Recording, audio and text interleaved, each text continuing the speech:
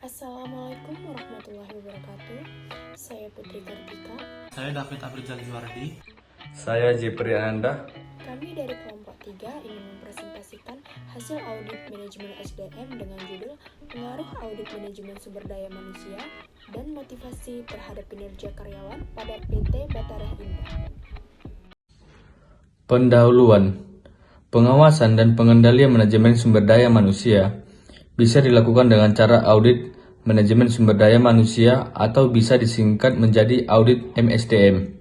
Audit MSDM merupakan penilaian dan analisis yang komprehensif terhadap program-program SDM dalam rangka memastikan apakah program tersebut telah berjalan secara ekonomis, efisien, dan efektif dalam mencapai tujuan serta memberikan rekomendasi perbaikan sehingga meningkatkan kinerja dari program tersebut. Jadi, perlu diadakan penelitian yang mendalam apakah ada pengaruh audit manajemen sumber daya manusia dan motivasi terhadap kinerja karyawan. Tujuan penelitian ada 4. Yang pertama, untuk mengetahui pengaruh audit manajemen sumber daya manusia terhadap kinerja karyawan PT Batara Indah.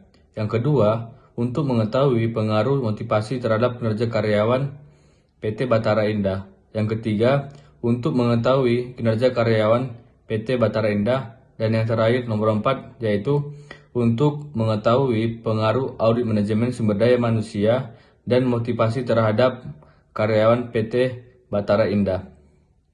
Berikutnya sumber penelitian, yaitu karyawan PT Batara Indah.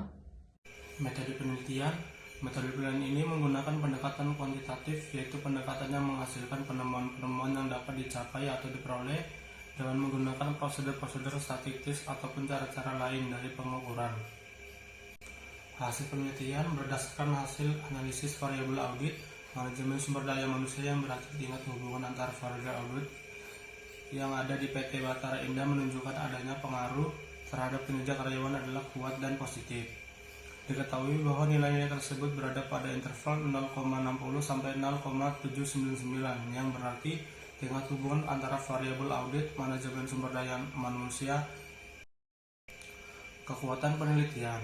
Penelitian menggunakan konsep dan sistem sumber daya manusia adalah contoh secara sistematis dari proses jaringan fundamental organisasi yang mempengaruhi dan melibatkan semua individu dalam organisasi, termasuk proses perencanaan sumber daya manusia, desain pekerjaan, susunan pegawai, pelatihan pengembangan, representasi dan perlindungan tenaga kerja, serta pengembangan organisasi.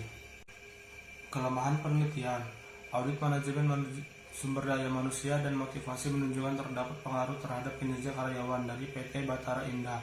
Hal ini ditunjukkan dengan karyawan hasil analisis koefisien toleransi sebesar 0,748 yang berada pada interval 0,60 sampai 0,799 yang berarti tingkat hubungan antara variabel audit manajemen sumber daya manusia.